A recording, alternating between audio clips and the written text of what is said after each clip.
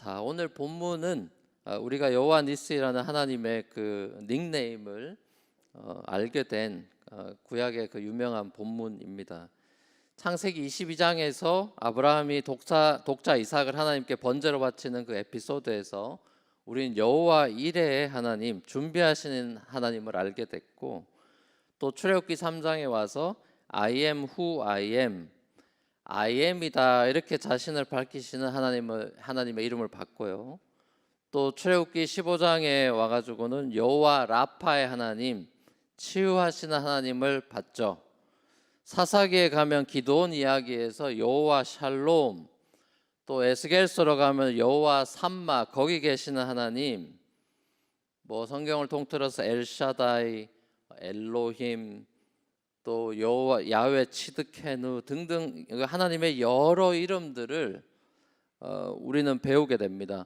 하나님의 이름이 이렇게 많구나, 이렇게 많아라는 것이 하나님이 어떤 분인지 우리가 늘 새롭게 발견하게 된다는 소리가 되겠죠. 그렇죠? 역사상의 하나님의 이름을 이렇게 언폴딩 했다는 것은 하나님 우리가 이렇게 새롭게 발견하는 거구나.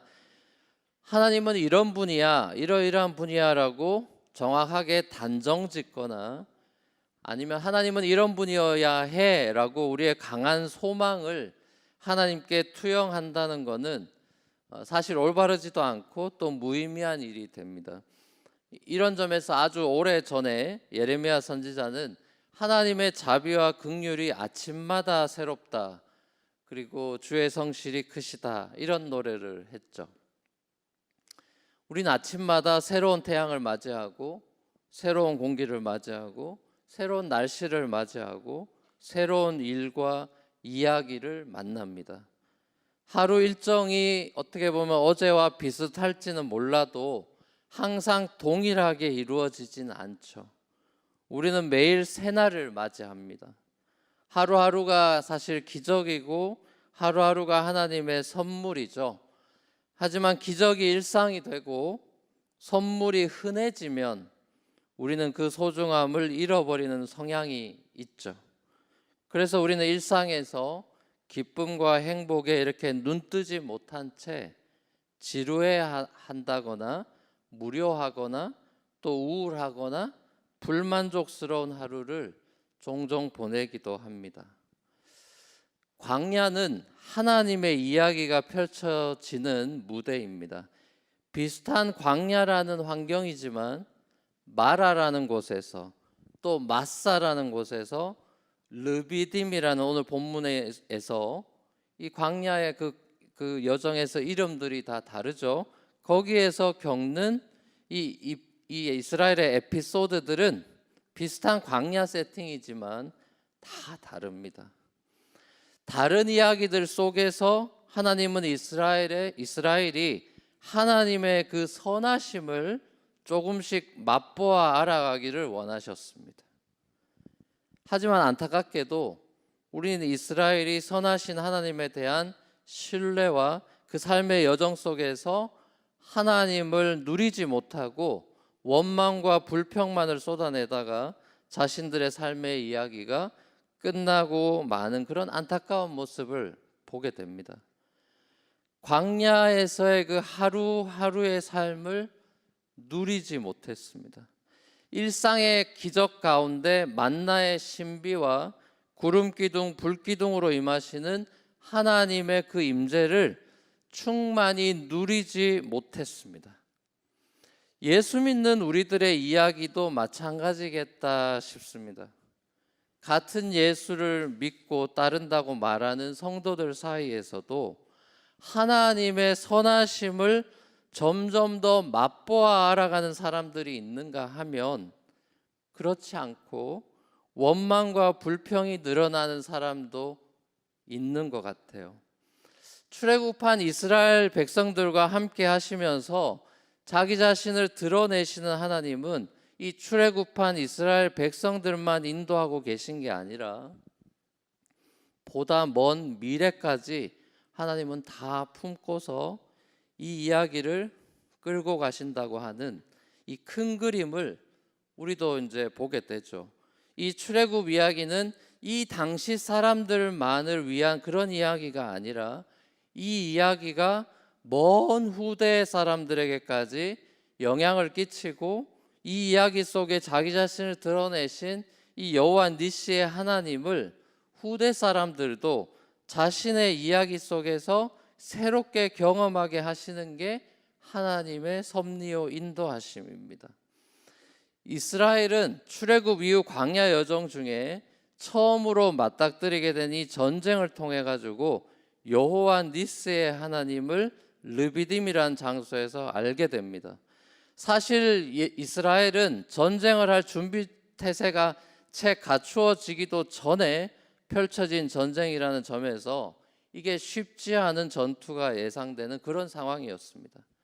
이스라엘 백성들이 전쟁을 치르게 된 이때는 르비딤에서 물이 없다라고 모세와 아론을 원망하던 때였죠. 어떻게 보면 아멜렉이 때를 잘 맞춰서 공격을 한 것입니다. 이스라엘의 내분이 있을 때 쳐들어온 거죠. 나중에 우리가 좀 더 살펴보겠지만 이 장면이 우리에게도 주는 그 교훈을 주는 부분이 있습니다. 아말렉이 이집트와 마찬가지로 하나님을 대적하는 사탄의 하수인들을 상징한다고 볼 때 사탄이 교회를 공격하는 때는 내분이 일어나는 때라는 거죠. 삼킬 자를 찾아 두루다니는 사탄이 내부 총질이 벌어지는 상황 속으로 이때다 싶어서 뛰어 들어와서 그 공동체를 파괴하려 든다는 소리입니다. 대부분의 교회들은 리더십 문제로 내분을 앓게 됩니다. 대개는 권위적인 목회자와 비판적인 장로님들이나 집사님들 사이에서 벌어지는 파워 스트러글이 많죠. 이건 누구 한쪽이 뭐 잘못이다 이렇게 쉽게 판단하기 어려운 문제, 좀 복잡한 문제일 때가 많습니다. 마치 부부 싸움처럼 팽팽하게 자기는 잘못이 없다고 할 확률이 굉장히 높죠. 저도 젊은 신학생 시절에 필라에서 두 작은 이민교회를 섬기면서 이런 장면들을 많이 겪었습니다. 굉장히 작은 교회고 굉장히 평화로운 천국 같은 교회예요. 와, 정말 우리 교회 너무 좋은 교회다. 자, 그렇게 생각하고 그렇게 가족같이 지내는 그런 자그마한 교회가, 평화롭던 교회가 한순간에 둘로 쪼개지는 그런 가슴 아픈 일을 경험을 했습니다. 무조건 목회자한테 순종하라 이런 말도 이단처럼 이상하게 들리고, 또 그렇다고 목회자한테 사사건건 따지고 들면서 괴롭히는 것도 아닌 것 같고, 목회자와 성도 사이가 부부 사이처럼 참 오묘하다 싶습니다. 무엇보다도 힘들겠지만 서로를 존중하면서 서로 맞춰가야 하는 이 공동체의 한 몸으로 부름받았다라고 하는 이 근본적인 사실을 기억하고 참아야 할 때는 참고 견뎌야 할 때는 견디고 또 비판해야 될 때는 사랑 안에서 진실을 말하는 용기도 때로 필요하겠죠.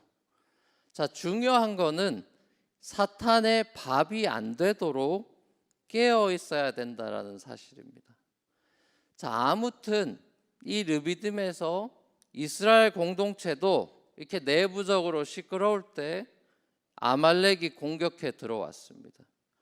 모세는 여호수아에게 장정들을 뽑아가지고 나가 싸워라 이렇게 지시하고, 자기는 내일 하나님 지팡이 손에 들고 산꼭대기 올라가 서 있겠다 이렇게 말하죠. 그래서 다음날 이제 본격적인 전투가 시작됐을 때 이 젊은 여호수아는 군사들과 함께 전쟁터로 나가서 이제 싸우게 되고, 모세는 아론과 훌과 함께 산으로 올라가게 되죠. 신기하게도 모세가 팔을 들면 이스라엘의 전세가 우세해지고, 모세가 팔을 내리면 아말렉이 더 우세하게 되는 그런 산 아래 전쟁터의 모습이 산 위에서 보였겠죠. 자, 그래서 모세가 하루 종일 계속해서 산 위에서 서가지고 팔을 들고 이렇게 있으니까 당연히 팔이 너무 아프겠죠. 너무너무 팔이 아파오는 겁니다. 그래서 저는 이 장면을 생각하면서 이 학창 시절에 벌 받던 장면이 생각났습니다. 학창 시절 선생님은 복도에 나가 손들어 그러면은 복도 손들고 있으면 팔이 떨어져 나가는 것 같이 아프죠, 그죠? 모세가 아마 팔 계속 들고 있으니까 얼마나 팔이 아프겠습니까? 더 이상 들 수가 없게 되니까 옆에서 아론과 훌이 돕게 되죠. 큰 돌을 가져와 가지고 모세 보고 앉으라고 앉힙니다. 일단 다리 아프니까 이제 안 추고 둘이서 옆에서 양쪽에서 팔을 이제 들이받쳐 올립니다. 해가 져가지고 이제 더 이상 전투를 할 수 없을 때까지 팔을 받쳐주죠. 팔이 안 내려오게 하는 겁니다. 전세가 이제 올라가니까 이기고 내려오니까 지니까 올려야겠다 해서 무조건 올리는 거죠. 굉장히 신기한 모습이죠. 모세가 이렇게 팔을 올리는 이런 행위를 뭐 전통적으로 그리고 많은 대개 해석할 때 기도하는 것으로 많이 해석을 하는데요. 뭐 좀 잘못됐다 이런 얘기를 하는 게 아니라 꼭 그렇게만 봐야 되나라는 생각을 한번 해보십시오. 왜냐하면 기도라고 한다면은 팔을 꼭 그러면 들어야만 하나, 팔 내리고 기도할 수는 없나 이런 질문이 들잖아요. 그러니까 팔을 올리고 내리고가 뭐냐 이게 도대체 이 뭐가 신기하고 좀 희한합니다, 그렇죠? 자, 모세나 아론이나 훌은 산 아래에서 펼쳐지는 전쟁 상황과 산 위에서 자기들이 지금 하고 있는 이런 행동 사이에 이 릴레이션십을 이 사람들은 적어도 감지를 했던 것 같아요. 이게 뭐 기도인지 아닌지 뭔지는 우리가 알 길이 없지만은 적어도 이 사람들은 그걸 아니까 지금 팔 들려고 막 하고 지금 난리를 치고 있는 거죠. 자, 사실상 이 모세 팔이 들려 있는 게 중요한 게 아니라 저는 묵상하면서 그런 깨달음을 얻었습니다. 모세 팔이 들렸다 내렸다 우리는 그 들었냐 내렸냐에만 관심을 갖는데 자, 그게 중요한 게 아니라 모세의 손이 지금 올라갔냐 팔이 올라갔냐 내려갔냐가 중요하다기보다는 모세의 손에 들린 뭐가 있습니까? 손만 올라간 게 아니죠. 뭐 들고 가서 산에 있겠다 그랬죠? 뭐가 있죠? 네, 하나님의 지팡이가 있대요. 그렇죠? 그게 중요한 겁니다. 하나님의 지팡이가 중요한 겁니다. 저는 그 장면을 연상해 봤습니다. 모세가 지팡이 들고 손을 들고 있는 모습. 하나님의 권능의 팔이 들려 있는 모습이다 싶습니다. 하나님의 지팡이가 들려 있는 겁니다. 모세 손이 중요한 게 아니죠. 하나님의 권능의 지팡이, 하나님의 권능의 팔이 자기 백성들을 보호하고 있는 겁니다. 하나님의 권능의 팔이 자기 백성을 구원하고 원수를 심판하고 있는 겁니다. 이거는 특별히 출애굽기에서 모세 손에 들린 이 하나님의 지팡이는 이집트에 어떤 효과를 가져오죠? 10가지 재앙을 가져옵니다. 그죠? 그때도 하나님은 이 지팡이를 통해 가지고 자기 백성인 이스라엘은 구원하고 이집트는 심판했죠. 자, 이집트랑 아말렉은 결국 하나님의 원수죠. 하나님의 구원 드라마의 안타고니스트입니다. 악역으로 등장하고 있는 셈이죠. 하나님의 구속의 드라마를 방해하는 세력들이죠.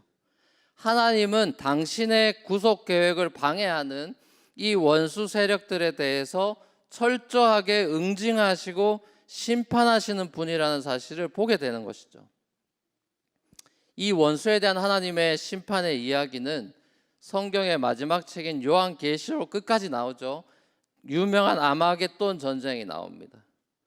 아마겟돈 전쟁이라는 것도 무슨 핵폭탄 이런 게 아니고 아마겟돈 전쟁이라는 것도 구약적인 맥락과 연결되는 하나님과 악의 세력이 함께 싸우는 최종적인 그 종말론적인 전투의 그 모습을 전투가 원래 많이 일어났던 아마겟돈 지역 그 지역을 대상으로 해서 이렇게 그래피컬리 이렇게 묘사를 해준 것이죠. 묵시문학의 특징이죠.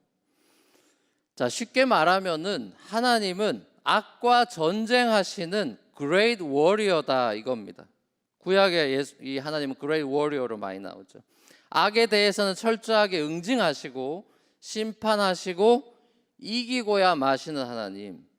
자, 이스라엘과 아말렉과의 전투의 승패가 이 이스라엘의 전투력에 달려 있거나 모세의 믿음에 달려 있는 게 아니라 하나님의 권능의 팔에 달려 있다라는 거죠. 하나님 편에 서 있는 하나님의 백성들을 악한 자가 절대로 이길 수 없다. 자, 이걸 보여주죠. 산 아래에서 전쟁을 치렀던 병사들은 전쟁을 승리하고 이제 캠프로 돌아왔을 때 어두운 무렵 돌아왔겠죠. 그리고 자기들은 자기들이 잘 싸워서 이게 웬일이래 하면서 놀랬을 겁니다. 무슨 일이 벌어지는지 모르니까요, 그죠? 근데 모세한테서 얘기를 들었겠죠. 사실은 자기네들이 잘 싸워서 이긴 게 아니고 하나님께서 권능의 팔을 드셔서 이긴 거다. 이걸 이제 알게 됐겠죠. 이렇게 르비딘 광야에서 이스라엘에게 첫 승리를 안겨주신 하나님께서는 이스라엘이 앞으로 광야와 가나안에서 치르게 될 전투에서 어떻게 이길 수 있는지 그야말로 생생한 첫 경험을 하게 하신 거죠. 아, 이게 우리 실력으로 이기는 전쟁이 아니라 하나님께서 주도하시는 거룩한 전쟁인 거구나. 요걸 깨달았겠죠. 이스라엘이 그렇게 전쟁이라고 하는 것이 전쟁은 하나님께 속한 것이구나. 이 사실을 깨닫고 여호와 니시의 하나님을 알아야 했던 것입니다. 여호와 니시, God is my banner 라는 이 뜻은 고대에 전쟁을 나갈 때 신의 형상을 새기거나 신을 그 형상을 상징하는 깃발 들고 나가죠. 그 모습에서 모세가 이제 고대 전쟁 그 그림에서 묘사한 거죠. 고백한 거죠. 이스라엘에게 여호와는 승리를 나붙게 하는 깃발이 된다 이거죠. 모세가 하나님께서 언제나 이스라엘 편이라는 사실을 제단을 쌓으면서 고백을 했습니다. 이 여호와 니스의 장면은 이집트로부터 출애굽시킨 자기 백성을 위해서 홀로 싸우시는 이 하나님의 어벤져스 같은 멋진 폭발의 모습을 우리에게 보여줍니다. 하나님이 앞장서시는 전투의 패배는 없죠. 불가능이란 단어가 없는 사전은 나폴레옹의 사전이 아니라 하나님의 사전이죠. 구약에 보면 이스라엘이 전쟁에서 이기고 지고는 이스라엘의 숫자나 군사력에 달려있지 않죠. 언제나 하나님의 명령에 순종하고 믿음으로 나아가느냐 아니냐 그것밖에 없죠. 요수아의 승리, 드보라의 승리, 기드온의 승리, 삼손의 승리, 다윗의 승리, 이 하나님이 치르시는 전쟁에서는 전투력이나 전술이나 이런 것들이 승리의 요인이 되지 않죠. 모든 성경은 여호와의 손이 어느 나라를 이스라엘 손에 붙이셨더라. 자, 이렇게 기록함으로써 하나님의 손이 승리의 원인임을 밝히고 있죠. 하나님께서 모세에게 오늘의 이 여호와 니스의 승리를 책에 기록해라. 책에 기록해가지고 사람들이 잊지 않도록 얘기해라 라고 이렇게 말씀하시죠. 그리고 여호수아한테는, 젊은 여호수아한테는 하나님께서 이 아말렉을 세상에서 완전히 없애버릴 거다. 그래서 아무도 아말렉 기억하지 못하게 하시겠다. 요 말을 여호수아한테 전해라 그러죠. 그 왜 그러겠습니까? 여호수아가 이제 앞으로 가나안 들어가 가지고 하나님의 대적들 가나안 족속들을 완전히 없애야 된다라는 것에 대한 복선이 깔려 있는 거죠. 자, 그렇게 모세는 하나님의 말씀을 들고 거기에 제단을 쌓고 이제 거기 장소 이름을 여호와 니시라고 불렀죠. 자, 이 여호와 니시 사건이 실제로 출애굽기에 기록돼 가지고 우리에게까지 전해져 내려오고 있죠. 그리고 여호와의 이름 중에 여호와 니스의 하나님을 모세가 제단을 쌓은 것 때문에 우리가 알게 됐죠. 결국 출애굽기 내내 우리가 발견하게 되는 사실은 하나님께서는 이스라엘에게 벌어지는 이런 구속사적인 사건들이 그냥 한 번 하고 마는 단회적으로 그치는 사건이 아니라 후대에까지 지속적으로 영향을 미치는 그런 사건으로 기억되기를 원하시는 걸 보는 겁니다.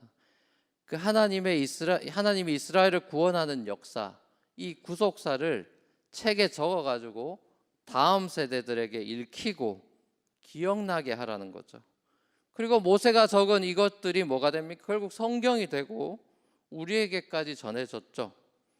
제단을 쌓는 이런 장면들도 다 기억하려고 제단을 쌓는 거죠.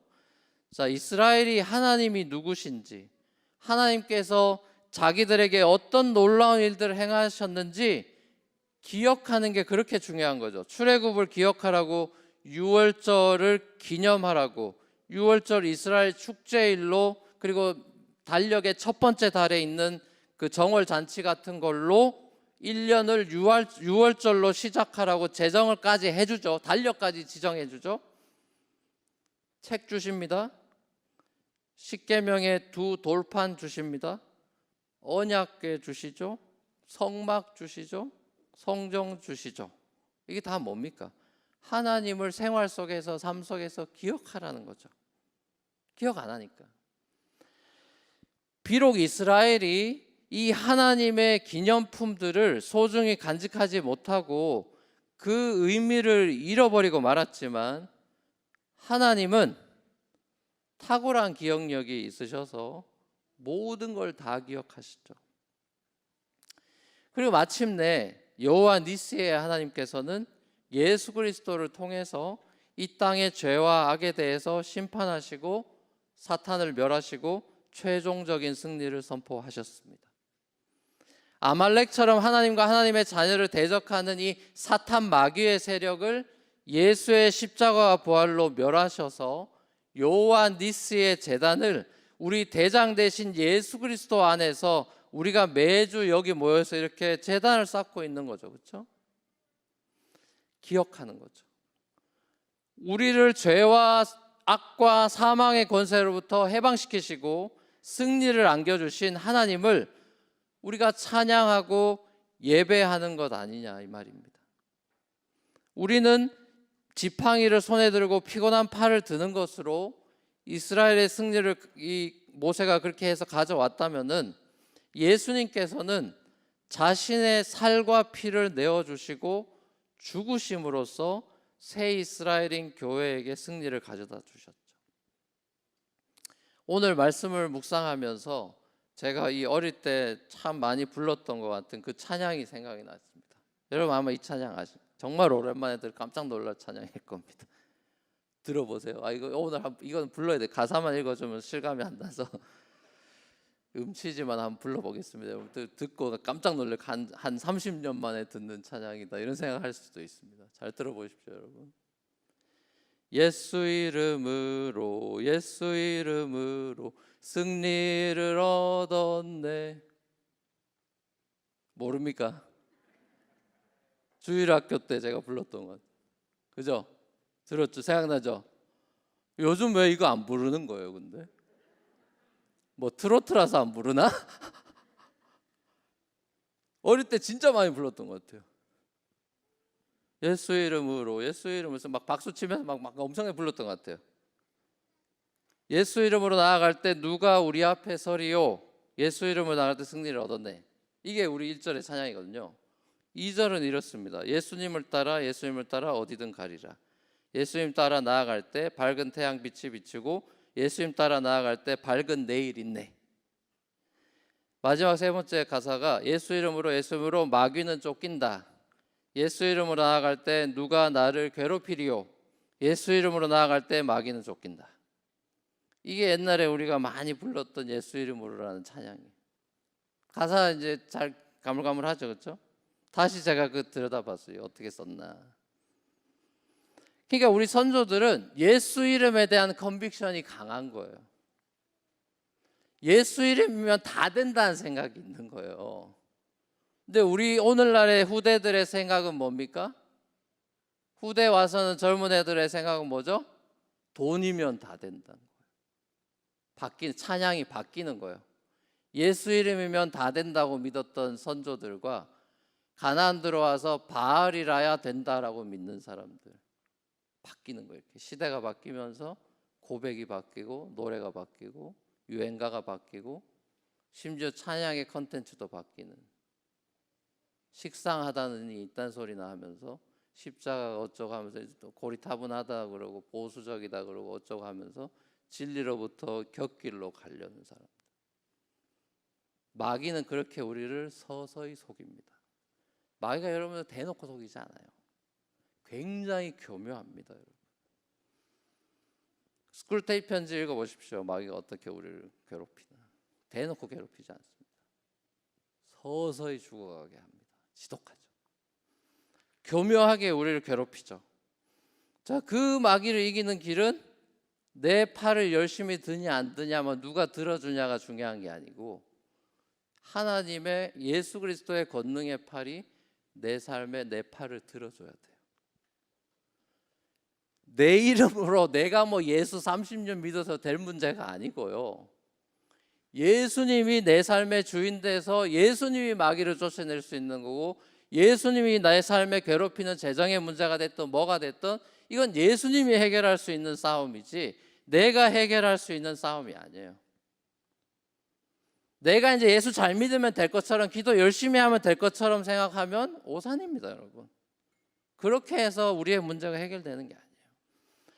예수 그리스도가 우리 삶을 지배하고 그 예수 앞에 내 모든 걸 드리고 정말 예수 이름이면 다 된다고 믿는 순진한 마음으로 나갈, 그 겨자씨만한 순진한 마음이 우리 삶을 변화시키는 거예요. 우리는 그 믿음이 없는 겁니다.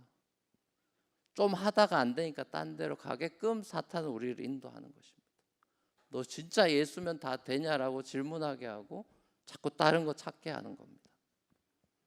바알 자꾸 찾게 하고 이러는 거죠. 사랑하는 우리 뉴프런트 교회 성도 여러분, 예수님께서 하늘 보좌 우편에서 지금도 여러분을 위해서 하나님께 권능의 팔을 드시고 기도하시죠. 그죠? 지금도 우리를 중보하시죠. 지금도 우리의 대장이 되셔서 우리 삶의 인생의 전쟁터에 참전하셔서 우리 대장으로 싸우고 계시죠. 자, 그러니 그리스도로 전신갑주를 우리가 입어야만 하는 것입니다. 내가 이길 수 없을 것 같은 삶의 여러 전투들이 우리를 두렵게 하겠죠. 그래서 우리는 두려워 떨겠죠. 내가 이길 수 없을 것 같은 삶의 여러 전투들이 우리를 두렵게 하지만 이 싸움 또한 내가 이기는 싸움이 아님을 기억하십시다. 그것이 뭐 질병과의 싸움이든 재정과의 싸움이든 관계와의 싸움이든 커리어와의 싸움이든 그 안에 교묘하게 우리를 무너뜨리고 넘어뜨리려고 유혹하고 공격하는 아말렉 같은 이런 사탄의 전략에 우리가 속지 마십시다. 우리에게는 승리의 깃발이 이미 주어져 있습니다. 이 승리의 깃발을 힘차게 삶의 현장에서 나부끼십시오.